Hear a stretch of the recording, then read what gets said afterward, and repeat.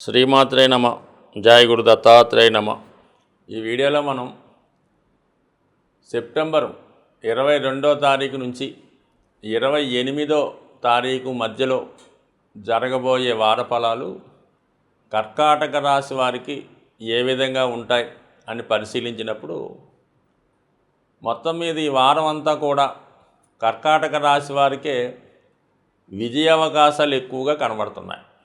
ముఖ్యంగా వార ప్రారంభంలో రాస్యాధిపతి చంద్రుడు గురుగ్రహంతో కలిసి లాభస్థానంలో సంచరిస్తూ గజకేసర యోగాన్ని యాక్టివేట్ చేయడం జరిగింది కేవలం ఈ కర్కాటక రాశి వారికి.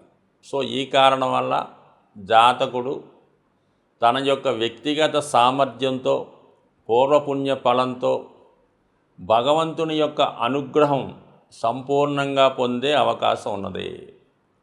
అంటే ఒక విధంగా మరి మీరు ఏ ప్రయత్నం చేస్తున్నా, అంటే 6వ స్థానానికి సంబంధించినవి ఏదైనా రుణ ప్రయత్నం చేస్తున్నా, లేదా ఏదో ఉద్యోగంలో ఇంటర్వ్యూ కోసం పాస్ అవ్వాలని ప్రయత్నం చేస్తున్నా, లేదంటే మనకి బంధు విరోధాలు పోవాలని, ఆరోగ్యం బాగుండాలని మీరు చేస్తున్నటువంటి ప్రయత్నానికి మరి ఈ వారంలో వార ప్రారంభంలో మీ యొక్క మాతృదేవత ఆశీర్వాదంతో అవి సంపూర్ణంగా సక్సెస్ అయ్యే అవకాశం ఉంది. అంటే గతంలో మీరు చేసిన పుణ్యఫలం, లేదంటే ఎవరికన్నా మీరు గతంలో రుణం ఇచ్చి ఉంటే అది అనేక రెట్లు లాభంతో ఈ వారం మీకు మరి ఆది సోమ మంగళవారాల్లో లభించే అవకాశం ఉన్నది.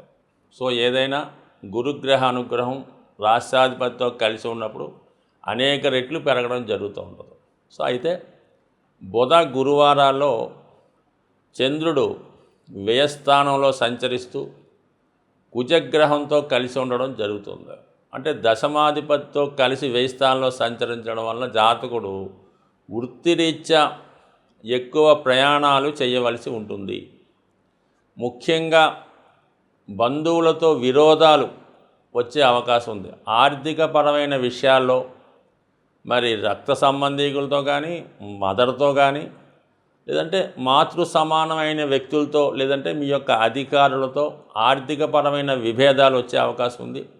తొందరగా అక్కడికక్కడే సెటిల్మెంట్ చేయాలి, మనీ సెటిల్మెంట్ చేయాలన్నటువంటి ఒత్తిడి మీ పైన వచ్చే అవకాశం ఉంది. దానికి మీరు కూడా బాగా ఆవేశపడిపోయి ఎంబటినే ఏదో చేయలేని నిర్ణయానికి రావడం వల్ల కొంత నష్టపోయే అవకాశం ఉంది. కాబట్టి పెద్దగా ఏమీ ఇబ్బంది పడక్కర్లేదు. ఏదైనా మీకు ఇటువంటి ఆర్థికపరమైనటువంటి గడ్డు సమస్య ఏమైనా వచ్చిందే బుధ గురువారాల్లో అంటే కేవలం మీరు శుక్రవారం వరకు వెయిట్ చేయండి. శుక్రవారం రోజు ఆటోమేటిక్గా మీ యొక్క అన్ని సమస్యలు కూడా ఆటోమేటిక్గా సాల్వ్ అయ్యి ఎవరికి ఎంత ఇవ్వాలో అన్నది సెటిల్మెంట్ చేయడం జరుగుతూ ఉంటుంది.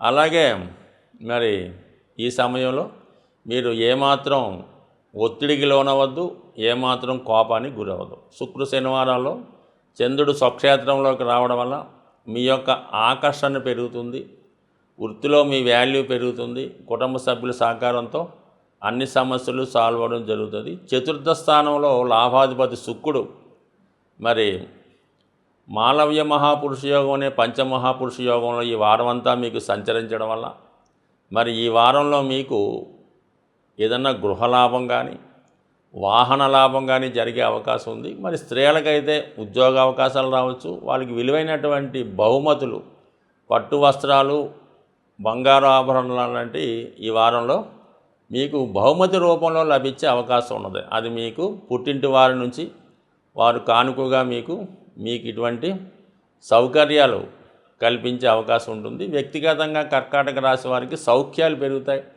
అనుకోకుండా ప్రయాణాలు చేయవలసి ఉంటుందన్నమాట. ఏదైనా పిల్లల్ని కలుసుకునే నిమిత్తం కానీ, లేదంటే పిల్లలకైనా సీటు ప్రయత్నం, లేదంటే వాళ్ళకైనా వివాహ ప్రయత్నాలు చేయడంలో ఎక్కువ ఈ వారం అంతా కూడా సంతాన సంబంధించిన విషయాల్లో ఎక్కువ జర్నీ చేయడం, వాళ్ళని వీళ్ళని సంప్రదించడం ఇవన్నీ కూడా జరుగుతుంటాయి.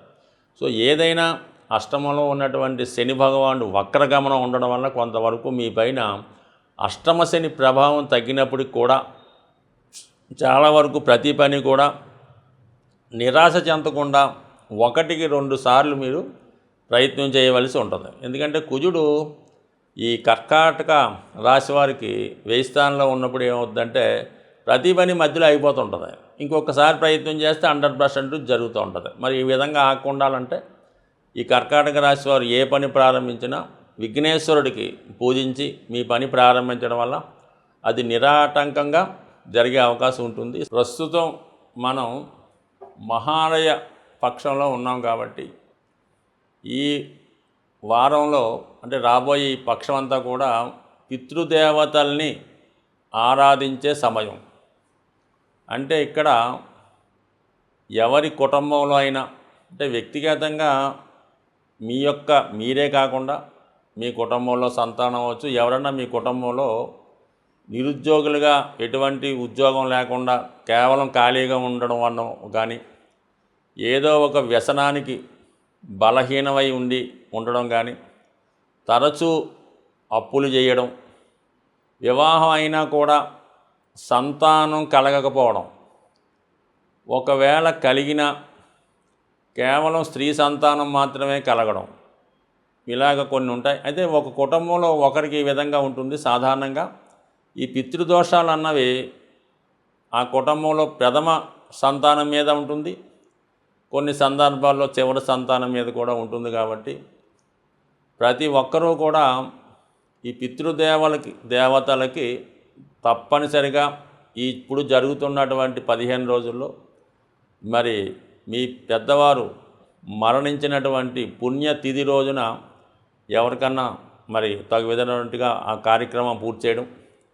మరి చాలామందికి అవకాశం లేకపోవచ్చు, తెలియకపోవచ్చు, కానీ వాళ్ళు వీలైనంత వరకు గోసేవ చేయడం వల్ల మీ దగ్గరలో ఉన్నటువంటి గోశాల దర్శించడం, లేదంటే మీ పెరట్లో ఎవరన్నా పెంచుతున్న గోవులు ఉన్నా, మీ ఊళ్ళో ఉన్న ఆ గోవుకి మరి నవధాన్యాలు సంబంధించినవి, అంటే నవధాన్యాలు అంటే అందరికీ తెలిసే ఉంటుంది, గోధుమలు, ఈ పెసలు, మినుములు, కందులు వగైరా వగైరా ఉంటాయి. అందులో మీకు ఏదైనా ఒక 3 నానబెట్టి ఆవుకు పెట్టడం వల్ల సాధారణంగా ఈ పితృదేవతల యొక్క ఆశీర్వాదం లభించే అవకాశం ఉంది. సాధారణంగా ఎవరైనా కుటుంబంలో మీ పెద్దవారు మరణించినప్పుడు మీరు వాళ్ళకి 11వ రోజున చేసినటువంటి కార్యక్రమాలు వసపిండి అంటే రకరకాలుగా ఉంటాయి పేర్లు. ఆ రోజు నుంచి వాళ్ళు దేవతలుగా పితృదేవతల్లో కలడం మారుతూ ఉంటుంది. సో అందువల్ల ఏంటంటే ఖచ్చితంగా వాళ్ళు దేవతలే. సో అందువల్ల ఏంటంటే మీరు కంపల్సరిగా పితృదేవతల్ని ఈ మహాలయ పక్షంలో ఆరాధిస్తే జాతకంలో ఉన్నటువంటి సమస్త దోషాలు, ఇంకా అది ఇదని కాదు, ఎటువంటి దోషమన్నా పరిహారం జరిగే అవకాశం ఉంటుంది. కాబట్టి సాధ్యమైనంత వరకు మరి ఇది ఖచ్చితంగా చేయడం వల్ల జాతకంలో ఉన్నటువంటి దోషాలు పరిహారం అయ్యే అవకాశం ఉంటుంది. అలాగే మరి ఈ సమయంలో ఇంకా బాగా ఇబ్బందికరంగా ఉంది, ఇంకా మన వల్ల జీవితం ముందుకు వెళ్ళడం లేదు అనుకున్న వాళ్ళు మరి మీరు మీ యొక్క ఈ జన్మ నక్షత్రం రోజు కానీ జన్మ తిథి రోజు కానీ పుట్టిన వారం అంటే ఏదో మంగళవారం బుధవారం పుడతారు కదా, అటువంటి రోజున గోశాలని దర్శించి మీ యొక్క వెయిట్ ఎంత బరువు ఉంటారో ఆ బరువు వెయిట్ చూసుకోండి. ఆ వెయిట్కి తగు విధంగా మరి పశువులు ఏదైతే అక్కడ ఉన్నటువంటి గోవులు తినే ఆహారాన్ని మీ వెయిట్కి ఎంత ఖరీదు ఉంటుందో అక్కడ ఉంటుంది. ఆ ధనం ఆ గోశాలలో డొనేట్ చేయడం వల్ల మీ యొక్క సమస్యలు పరిహారం అయ్యే అవకాశం ఉంది. ముఖ్యంగా ఆర్థికపరమైన సమస్యలు ఉన్నవాళ్ళు